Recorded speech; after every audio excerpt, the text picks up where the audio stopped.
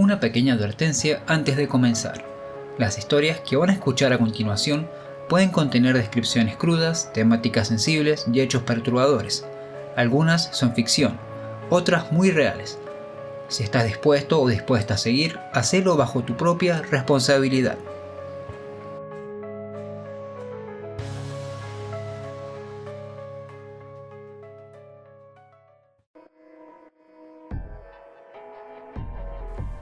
Dicen que hay puertas que nunca deberían abrirse, que detrás de ciertos umbrales se esconden cosas que esperan, en silencio. Esta es la entrada a lo desconocido. Estás a punto de cruzar la puerta oscura.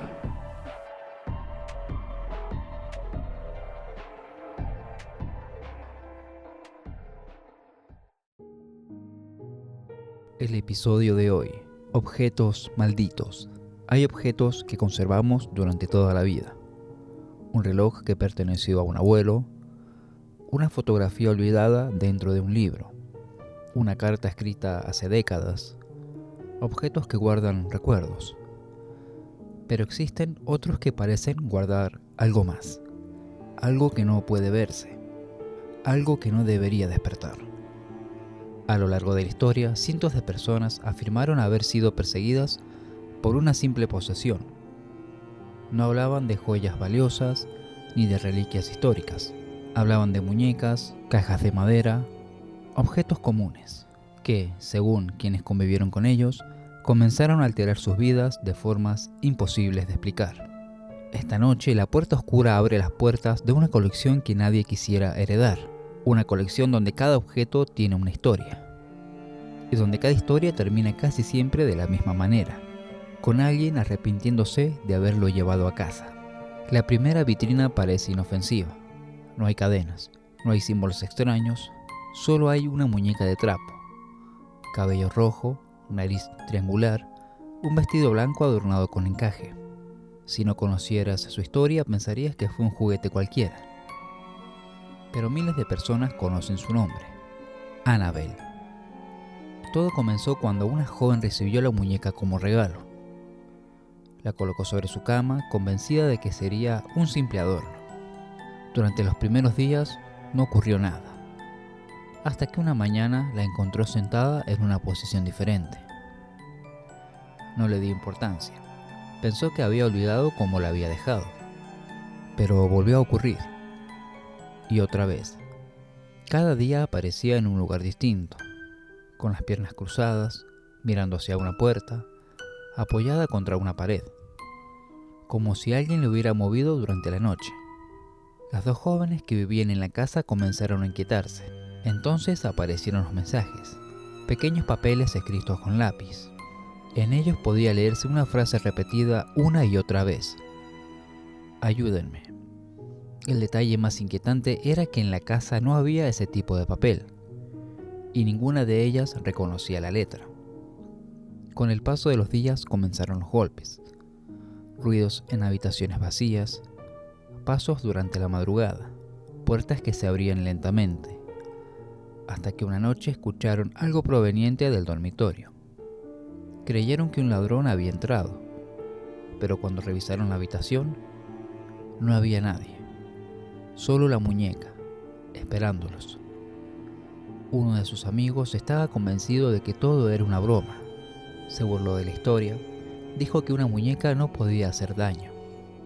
Esa misma noche aseguró sentir que alguien lo observaba mientras dormía. Él despertó sobresaltado. No podía moverse, sentía una presión insoportable sobre el pecho, y juró haber visto la figura de Annabelle acercándose lentamente hacia él. Cuando logró incorporarse, descubrió profundas marcas en su cuerpo, como si hubiera sido arañado por algo invisible. Las heridas desaparecieron días después, pero jamás volvió a acercarse a la muñeca. Con el tiempo, las historias llegaron a oídos de investigadores de fenómenos paranormales. Según relataron, aquello que habitaba el objeto no era el espíritu de una niña inocente, era algo diferente, algo que utilizaba la apariencia inofensiva de la muñeca para ganarse la confianza de quienes la rodeaban. Finalmente, Annabelle fue retirada de aquella casa, encerrada dentro de una vitrina de madera y cristal, con una advertencia que aún permanece junto a ella: no abrir, Quienes visitaron la vitrina aseguraron haber sentido un profundo malestar al permanecer frente a ella. Algunos se rieron, otros golpearon el cristal. Y existe una historia que se repite desde hace años, la de un motociclista que desafió a la muñeca. La señaló, se burló de ella y abandonó el lugar riendo. Horas después, murió en un accidente fatal de tránsito. Fue una coincidencia, o al menos es lo que dirían muchos, pero desde entonces, muy pocos visitantes se atreven siquiera a sostenerle la mirada. Y aún así, Annabelle no es el objeto más inquietante de esta colección, porque detrás de la siguiente vitrina hay algo que, según dicen, todavía sonríe cuando nadie lo observa. Robert el muñeco. La siguiente vitrina es algo diferente. No está protegida por cristales. No tiene una advertencia escrita sobre ella. Solo una pequeña placa. Y detrás, un muñeco. Traje de marinero, cabello corto, rostro envejecido por el paso del tiempo. Sentado con las piernas extendidas. Sobre su regazo sostiene un pequeño perro de juguete. Su expresión parece vacía, pero hay algo en sus ojos. Algo que hace que muchas personas aparten la mirada casi de inmediato. Su nombre, Robert. Todo comenzó a principios del siglo XX. El muñeco fue un regalo para un niño llamado Jean. Desde el primer día, Jean lo trató como si fuera un amigo de verdad. Dormía con él, comía junto a él, le hablaba durante horas y poco a poco comenzó a asegurar que Robert le respondía. Al principio su familia creyó que era solo la imaginación de un niño, hasta que empezaron a escuchar conversaciones provenientes de su habitación. Una voz infantil y la otra más grave. Cuando abrían la puerta, Jean estaba solo, sentado frente al muñeco, como si acabaran de interrumpir una charla. Con el paso de los meses comenzaron a ocurrir cosas extrañas. Los juguetes aparecían destrozados, los muebles cambiaban de lugar, objetos caían al suelo sin explicación, y siempre que los adultos preguntaban qué había sucedido, Jean respondía exactamente lo mismo. No fui yo, fue Robert. Al principio los padres pensaban que intentaba evitar un castigo, pero los vecinos comenzaron a contar historias similares. Afirmaban haber visto al muñeco asomado por las ventanas cuando la casa estaba vacía. Otros aseguraban verlo caminar por la habitación. Incluso había quienes juraban que sonreía, una sonrisa apenas perceptible, suficiente para no querer volver a mirar. Los años pasaron. Jean se convirtió en adulto, pero jamás se deshizo de Robert. Lo llevó con él a su nueva casa. Le reservó una habitación y siguió hablándole, como si aquel muñeco continuara siendo un miembro más de su familia. Cuando Jean murió, Robert quedó abandonado, hasta que terminó en un museo. Y fue entonces cuando nació una costumbre tan extraña como inquietante. Los visitantes comenzaron a decir que, antes de fotografiar al muñeco, había que pedirle permiso, porque quienes no lo hacían sufrían accidentes, problemas económicos, enfermedades, separaciones, desgracias que parecían llegar sin explicación. Con los años, el museo empezó a recibir cartas. No eran cartas de admiradores, eran disculpas. Personas de distintas partes del mundo escribían para pedirle perdón. Algunas aseguraban haber perdido su trabajo, otras hablaban de incendios, accidentes, pesadillas. Todas tenían algo en común. Creían haber ofendido a Robert y esperaban que unas simples palabras fueran suficientes para detener aquello que, según ellas, habían comenzado. Quizás todo sea sugestión, o quizá hay miradas que nunca dejan de seguirte. Los pasos continúan, el aire se vuelve más pesado, y al final del pasillo aparece una vitrina mucho más pequeña. No hay una muñeca, ni un cuadro, solo una vieja caja de madera de vino, oscura, desgastada, con una tapa sencilla. Nada en esa caja parece especial, y sin embargo hay quienes aseguran que jamás debería abrirse. La conocen como la caja Dybbuk. Durante años pasó de mano en mano. Cada propietario tenía una razón diferente para comprarla. Una antigüedad, un objeto curioso, una pieza de colección. Pero casi todos terminaron deshaciéndose de ella. y las razones eran inquietantemente parecidas. Todo comenzaba igual, las noches se hacían más largas, el sueño desaparecía. Quienes dormían cerca de la caja hablaban de la misma pesadilla. Una figura oscura, sin rostro, observándolos desde el rincón más oscuro de la habitación. Al despertar sentían que no estaban solos. Después llegaban los olores, un perfume dulce que aparecía de la nada, y segundos más tarde un intenso aroma a amoníaco, sin ninguna explicación. Las luces comenzaban a fallar, los animales evitaban acercarse. Algunas personas afirmaban sentir una presencia detrás de ellas, incluso cuando la casa estaba completamente vacía. Entonces aparecían las enfermedades, dolores repentinos, desmayos, problemas de salud que desaparecían cuando la caja abandonaba el lugar, y volvían, cada vez que alguien la recuperaba.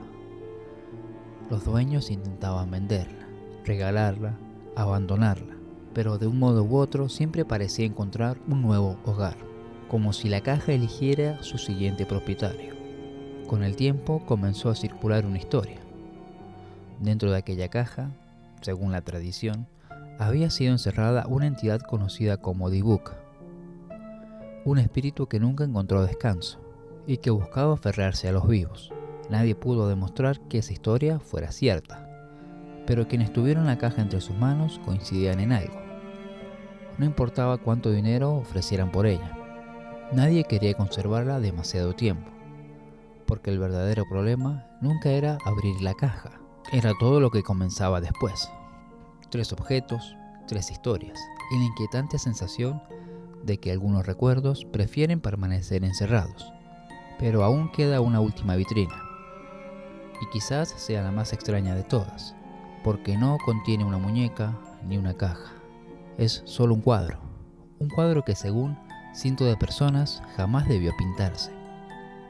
Hemos llegado al final del pasillo, la última vitrina. No hay muñecas, no hay cajas antiguas, hay solo un cuadro. A simple vista parece una pintura cualquiera. En ella, un niño, una muñeca de tamaño humano y una puerta de cristal. Pero basta observar unos segundos para sentir que algo no encaja. La muñeca no parece una muñeca, parece mirar, y detrás del cristal, decenas de pequeñas manos presionan desde la oscuridad, como si intentaran salir, como si hubiera alguien o algo esperando del otro lado. La obra fue pintada en 1972. Su autor la tituló The Hands Resist Him. Durante años permaneció prácticamente olvidada, hasta que apareció en una subasta por internet. La descripción del vendedor era tan extraña que miles de personas comenzaron a compartirla. Afirmaban que el cuadro cambiaba durante la noche, que las figuras abandonaban su posición, que el niño y la muñeca parecían moverse cuando nadie los observaba. Incluso decía que una cámara de seguridad había captado esas supuestas alteraciones. Muchos pensaron que era solo una estrategia para venderlo, una historia inventada, pero entonces ocurrió algo inesperado. Personas que solo habían visto la fotografía publicada en internet comenzaron a escribir mensajes.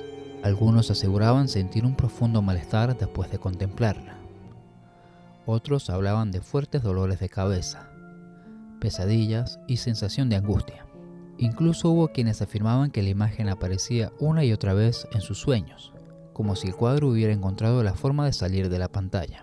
Las historias crecieron con rapidez, y cuanto más personas conocían la pintura, más testimonios aparecían. ¿Era sugestión? ¿Una simple reacción psicológica? ¿O realmente había algo perturbador oculto entre esas pinceladas? Nadie pudo responderlo, pero el cuadro pasó de ser una obra desconocida a convertirse en uno de los objetos más inquietantes de la cultura popular.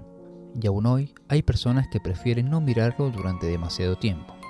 4 objetos, 4 historias y una misma pregunta. ¿Qué hace que un objeto común termine siendo tan temido en todo el mundo? Tal vez la respuesta sea sencilla. Quizás todo pueda explicarse. El miedo altera la memoria. Las coincidencias existen.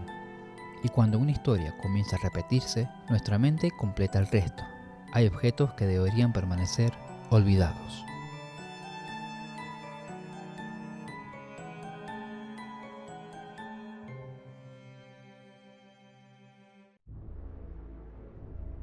La puerta se cierra, por ahora.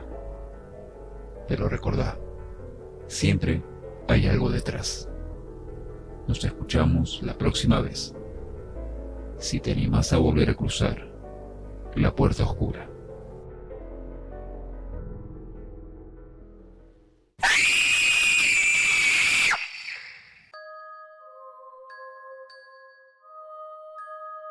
Si te gustó este episodio, dale me gusta, activa la campanita para recibir las notificaciones y compartirlo para llegar a más personas. Puedes encontrar en Instagram a este podcast como La Puerta Oscura el Podcast y a mí como Ezequías Daniel Fernández en todas las redes.